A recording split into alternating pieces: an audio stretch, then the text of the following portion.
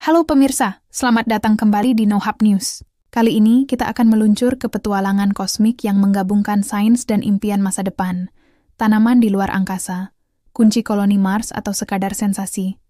Bayangkan menanam selada di permukaan Mars, panen tomat di stasiun luar angkasa, atau menciptakan hutan hijau di planet merah. Tanaman di luar angkasa kini bukan sekadar fiksi ilmiah, melainkan bagian dari eksperimen nyata yang tengah dikembangkan.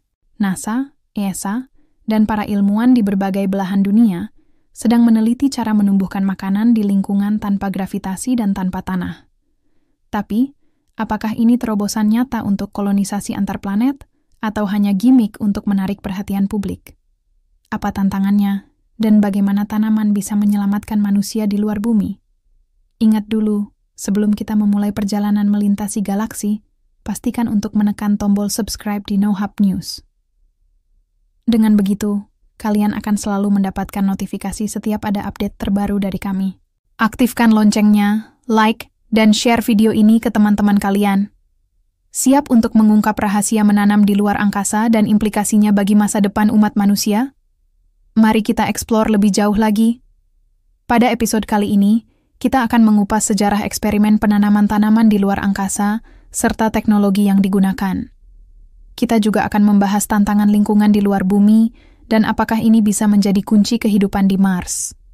Dari laboratorium orbit hingga visi koloni antar planet, ini adalah cerita tentang bagaimana tanaman bisa menjadi penyelamat di luar bumi. Ayo, kita mulai. Menanam tanaman di luar angkasa bukan sekadar eksperimen sains, ini adalah langkah krusial untuk mendukung kehidupan manusia di luar bumi. Dengan ambisi kolonisasi Mars, bulan, atau bahkan perjalanan antar galaksi, manusia membutuhkan sistem pangan yang mandiri, dan tanaman adalah jawabannya. Sumber makanan.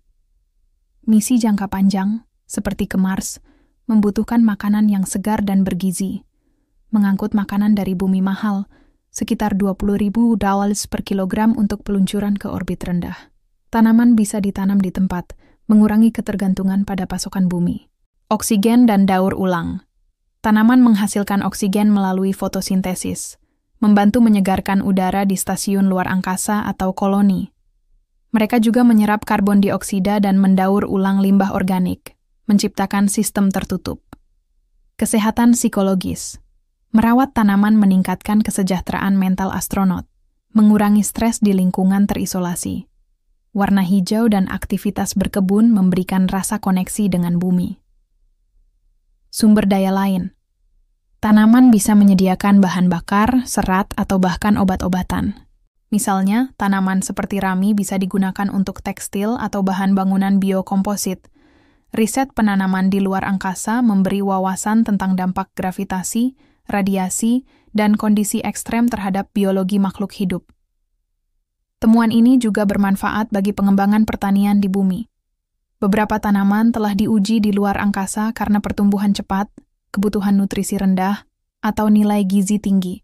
Selada. Mudah tumbuh, kaya vitamin, dan aman dimakan. NASA berhasil memanen selada di ISS pada 2015. Kubis dan bayam. Kaya nutrisi dan cepat panen. Kacang-kacangan, seperti kacang polong, menyediakan protein dan nitrogen untuk tanah. Kentang. Kalori tinggi dan tahan di berbagai kondisi, cocok untuk koloni Mars. Bunga zinia, diuji untuk mempelajari reproduksi tanaman dan efek estetika pada astronot. Tujuan utama adalah menciptakan sistem pertanian mandiri untuk mendukung koloni permanen. Sebagai contoh, di Mars tanaman dapat dibudidayakan dalam kubah bertekanan atau sistem hidroponik khusus. Mereka akan menyediakan makanan, oksigen, dan dukungan psikologis bagi para penghuni. Tapi, bagaimana kita sampai di titik ini dan apa sejarahnya? Lebih dari 50 tahun yang lalu, eksperimen menanam tanaman di luar angkasa telah dimulai bersamaan dengan munculnya era antariksa. Sekarang saatnya kita menelusuri perjalanan panjang tersebut.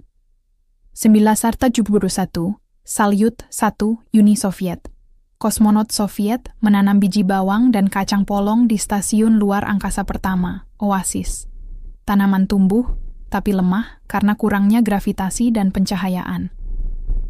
1982, Salyut 7, Eksperimen dengan tanaman Arabidopsis, kubis liar, menunjukkan bahwa tanaman bisa berbunga di luar angkasa, meski siklus hidupnya terganggu. Pada awalnya, eksperimen ini masih menggunakan teknologi sederhana seperti lampu fluoresen dan wadah kecil untuk menanam. Namun, hasilnya berhasil membuktikan bahwa tanaman mampu bertahan hidup di luar angkasa. 1989, Space Shuttle Atlantis, NASA menguji pertumbuhan kecambah di gravitasi mikro, mempelajari efek orientasi akar, geotropism. 1990-an, Stasiun Mir, Rusia, kosmonot menanam gandum dan lobak, berhasil memanen biji untuk pertama kalinya. Eksperimen ini menunjukkan bahwa tanaman bisa bereproduksi di luar angkasa, meski hasilnya tidak konsisten. Periode ini fokus pada memahami dasar biologi tanaman di gravitasi mikro, dengan tantangan seperti pencahayaan tidak memadai dan kontrol lingkungan yang sulit. Stasiun Luar Angkasa Internasional, ISS, menjadi laboratorium utama untuk eksperimen tanaman. 2002, Plant Growth Facility, NASA menguji Arabidopsis dan kacang polong di modul dengan lampu LED dan kontrol suhu. 2014, Veggie System, sistem penanaman portabel di ISS memungkinkan astronot menanam selada merah romaine yang dimakan untuk pertama kalinya pada 2015. Menandai tonggak makan dari luar angkasa. 2016, Zinnia dan tomat. Bunga zinnia berhasil berbunga, menunjukkan tanaman non-makanan bisa tumbuh untuk estetika. Tomat kerdil juga diuji untuk panen buah. 2020-an, Advanced Plant Habitat, APH. Sistem canggih dengan sensor dan kontrol, otomatis memungkinkan eksperimen jangka panjang, seperti menanam cabai dan kacang-kacangan. Selain NASA, badan antariksa lain ikut berkontribusi. ESA, Eropa, menguji tanaman di modul Columbus ISS, fokus pada siklus hidup dan reproduksi. CNSA, Tiongkok. Pada 2019, Chang'e 4 milik Tiongkok menanam kapas di bulan, meski hanya bertahan beberapa hari karena suhu ekstrem. Stasiun Luar Angkasa Tiangong juga menanam padi dan Arabidopsis. JAXA, Jepang, mengembangkan sistem hidroponik untuk tanaman berdaun hijau di ISS. Perkembangan teknologi seperti lampu LED hemat energi, sistem hidroponik, dan sensor lingkungan telah meningkatkan keberhasilan eksperimen. Simulasi di bumi, seperti di stasiun analog Mars di Gurun, juga membantu merancang sistem pertanian untuk planet lain. Sejarah ini menunjukkan bahwa menanam di luar angkasa adalah perjalanan panjang penuh tantangan. Apa saja hambatan utama yang dihadapi? Menumbuhkan tanaman di luar angkasa jauh lebih menantang dibandingkan di bumi karena kondisi lingkungan yang ekstrim. Selain itu, keterbatasan sumber daya juga menjadi hambatan besar yang harus diatasi. Arah tumbuh tanaman di bumi dipandu oleh gravitasi dan cahaya, di mana akar menuju ke bawah dan batang ke atas. Namun di gravitasi mikro, tanaman kehilangan orientasi dan sering tumbuh acak, sehingga NASA memakai sentrifugal kecil untuk menciptakan gravitasi parsial. Tanpa adanya gravitasi, air tidak bisa mengalir secara alami seperti di bumi. Oleh karena itu, dibutuhkan sistem seperti hidroponik atau aeroponik untuk mengalirkan air dan nutrisi langsung ke akar tanaman. Struktur tanaman. Tanaman di luar angkasa sering lebih lemah karena tidak perlu melawan gravitasi, menghasilkan batang tipis dan akar pendek. Kerusakan DNA. Di luar magnetosfer bumi, radiasi kosmik dan matahari dapat merusak DNA tanaman, menyebabkan mutasi atau kematian. Di Mars, radiasi permukaan lebih rendah tapi tetap berbahaya. Tanaman di ISS dilindungi oleh dinding stasiun, tapi koloni Mars membutuhkan pelindung tambahan, seperti kubah atau tanah regolit. Resistensi radiasi. Beberapa tanaman, seperti Arabidopsis, menunjukkan ketahanan alami terhadap radiasi rendah, tapi dosis tinggi tetap bermasalah. Penelitian genetika berusaha menciptakan varietas tahan radiasi. Ketiadaan matahari. Di ISS, tanaman bergantung pada lampu LED merah dan biru untuk fotosintesis. Di Mars, cahaya matahari hanya 40% dari bumi, membutuhkan pencahayaan tambahan atau tanaman yang efisien di cahaya rendah. Siklus cahaya. Tanaman membutuhkan siklus siang-malam yang disimulasikan dengan timer di luar angkasa, tapi penyesuaian untuk Mars Hari 24, 6 jam, masih diteliti. Tanah regolith. Tanah Mars kaya mineral tapi miskin bahan organik dan mengandung perchlorate, senyawa beracun. Penelitian berfokus pada mencuci regolith atau menggunakan hidroponik. Daur ulang nutrisi. Di luar angkasa, nutrisi harus didaur ulang dari limbah manusia atau tanaman mati. Sistem bioregeneratif sedang dikembangkan untuk mengubah urin atau feses menjadi pupuk aman. Keterbatasan air. Air langka di luar angkasa. Sistem irigasi hemat, seperti wicking atau aeroponik, digunakan untuk meminimalkan kebutuhan air. Mikroba. Tanaman di lingkungan tertutup seperti ISS rentan terhadap jamur atau bakteri yang bisa membahayakan astronot. Sterilisasi rutin dan tanaman tahan penyakit diperlukan. Keamanan pangan. Tanaman harus bebas dari racun atau kontaminan sebelum dimakan. NASA menguji setiap panen di ISS untuk memastikan keamanan. Ruang terbatas. Stasiun luar angkasa atau modul koloni memiliki ruang kecil, membatasi jumlah tanaman yang bisa ditanam. Sistem vertikal atau modular sedang dikembangkan. Konsumsi energi, lampu LED, pompa air, dan kontrol suhu membutuhkan energi besar yang sulit di Mars tanpa reaktor nuklir atau panel surya besar. Tantangan ini menunjukkan bahwa menanam di luar angkasa adalah proyek teknik dan biologi yang kompleks. Bagaimana teknologi mengatasi hambatan ini? Untuk menanam tanaman di luar angkasa, ilmuwan mengembangkan teknologi canggih yang menggabungkan botani, teknik, dan komputasi. Hidroponik. Akar tanaman direndam dalam larutan nutrisi tanpa tanah. Sistem ini hemat air dan cocok untuk gravitasi mikro. Vegi di ISS menggunakan bantal hidroponik. Aeroponik. Nutrisi disemprotkan sebagai kabut ke akar, menghemat air hingga 90% dibandingkan hidroponik. NASA menguji aeroponik untuk misi Mars. Bioregeneratif. Sistem tertutup yang mendaur ulang air, limbah, dan karbon dioksida. Misalnya, limbah astronot diolah menjadi pupuk, sementara tanaman menghasilkan oksigen. Lampu LED, menggunakan spektrum merah dan biru untuk fotosintesis optimal, hemat energi, dan tahan lama. NASA menguji LED hijau untuk meningkatkan estetika tanaman. Sensor cerdas, sensor memantau suhu, kelembapan, CO2, dan nutrisi secara real-time, dikendalikan oleh AI untuk menyesuaikan kondisi. Advanced Plant Habitat di ISS adalah contohnya. Kubah bertekanan.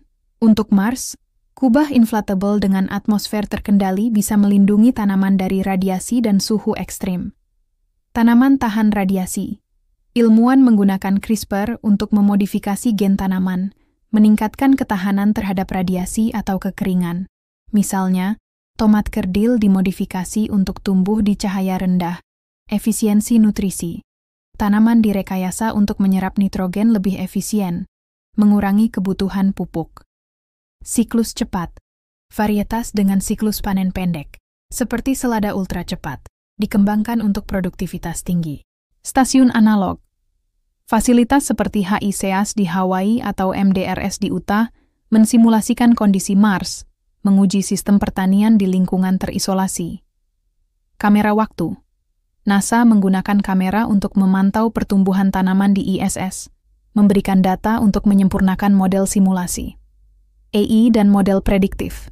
AI menganalisis data pertumbuhan untuk memprediksi hasil panen dan mengoptimalkan sumber daya. Misi Artemis in NASA. Rencana menanam tanaman di bulan pada akhir 2020-an sebagai uji coba untuk Mars. Bulan memiliki radiasi lebih tinggi dan gravitasi satu sam bumi, menantang tetapi lebih mudah dijangkau. Misi Mars, SpaceX dan NASA merancang sistem pertanian untuk koloni Mars, seperti kasur hidroponik di dalam habitat bawah tanah untuk perlindungan radiasi. Teknologi ini menunjukkan kemajuan besar. Tapi apakah menanam di luar angkasa benar-benar solusi realistis untuk kolonisasi, atau hanya sensasi? Menanam tanaman di luar angkasa sering digambarkan sebagai kunci kolonisasi antar planet. Tapi apakah ini terobosan nyata atau hanya gimmick untuk menarik dana dan perhatian publik? Mari kita analisis. Keberlanjutan. Tanaman memungkinkan sistem pangan mandiri, mengurangi biaya dan risiko misi jangka panjang. Di Mars, koloni dengan 100 orang membutuhkan ribuan kilogram makanan per tahun. Tanaman adalah solusi hemat. Sistem tertutup. Pertanian antariksa mendukung siklus bioregeneratif, mendaur ulang air, udara, dan limbah, mirip ekosistem mini. Ini vital untuk koloni permanen. Aplikasi di bumi, teknologi seperti hidroponik dan LED hemat energi bisa merevolusi pertanian di daerah kering atau perkotaan, membantu ketahanan pangan global. Bukti keberhasilan. Panen selada, cabai, dan bunga di ISS menunjukkan bahwa tanaman bisa tumbuh dan dimakan di luar angkasa, meski dalam skala kecil. Inspirasi publik. Eksperimen tanaman menarik minat publik pada eksplorasi antariksa, mendorong dukungan untuk misi seperti Artemis atau Mars. Skala terbatas. Eksperimen di ISS hanya menghasilkan beberapa tanaman per siklus, jauh dari mendukung koloni besar. Skalabilitas di Mars masih spekulatif. Biaya tinggi. Mengembangkan sistem pertanian antariksa membutuhkan miliaran dolar, yang mungkin lebih baik diinvestasikan di teknologi lain, seperti reaktor nuklir untuk energi Mars. Tantangan teknis. Radiasi, gravitasi rendah, dan keterbatasan sumber daya masih sulit diatasi. Sistem bioregeneratif penuh belum teruji di luar simulasi bumi. Prioritas lain. Kolonisasi Mars membutuhkan solusi untuk air, energi, dan perlindungan radiasi, sebelum pertanian bisa menjadi fokus utama. Tanaman mungkin lebih merupakan simbol daripada kebutuhan mendesak. Narasi berlebihan. Media sering melebih-lebihkan kemajuan, seperti kebun Mars futuristik, untuk menarik perhatian, meski kenyataannya masih jauh dari visi tersebut. Masa depan tanaman di luar angkasa tergantung pada investasi, inovasi, dan kolaborasi global. Misi bulan. Artemis akan menjadi uji coba penting. Jika tanaman bisa tumbuh di bulan, ini akan meningkatkan kepercayaan untuk Mars. Koloni Mars. Dalam 20 hingga 30 tahun, sistem pertanian skala kecil bisa mendukung misi awal Mars dengan kubah hidroponik atau kasur bioregeneratif. Koloni besar mungkin butuh dekade lagi. Eksplorasi antariksa. Untuk perjalanan antar galaksi, tanaman akan jadi bagian dari kapal generasi, menyediakan makanan dan oksigen selama ratusan tahun. Aplikasi bumi. Teknologi antariksa akan meningkatkan pertanian vertikal, hidroponik, dan ketahanan pangan di daerah rawan bencana. Tanaman di luar angkasa mengajarkan kita tentang ketahanan dan inovasi. Mereka adalah simbol harapan, bahwa manusia bisa hidup di tempat yang tampaknya tidak mungkin. Tapi, ini juga mengingatkan kita untuk menjaga bumi, planet hijau yang jauh lebih ramah daripada Mars. Eksperimen ini bukan hanya tentang kolonisasi, tapi tentang memahami bagaimana kehidupan, baik manusia maupun tanaman, bisa beradaptasi di batas ekstrem. Menanam di luar angkasa memaksa kita merenung, mengapa kita ingin meninggalkan bumi? Apakah ini tentang bertahan hidup, ekspansi, atau sekadar rasa ingin tahu? Tanaman, dengan kesederhanaan dan ketangguhannya, mengingatkan kita bahwa kehidupan selalu menemukan cara, tapi juga membutuhkan perawatan dan keseimbangan. Itu tadi perjalanan kita mengungkap rahasia tanaman di luar angkasa, dari laboratorium ISS hingga impian koloni Mars. Apakah ini terobosan sains atau sensasi? Satu hal pasti, tanaman adalah kunci untuk masa depan umat manusia di luar bumi. Terima kasih telah menonton NoHub News. Jangan lupa tekan tombol subscribe, like, komen, dan share video ini ke teman-teman kalian. Apa pendapat kalian tentang menanam di Mars? Tulis di kolom komentar. Dan mari kita diskusikan. Sampai jumpa pada update berikutnya. Tetap penasaran, tetap kritis.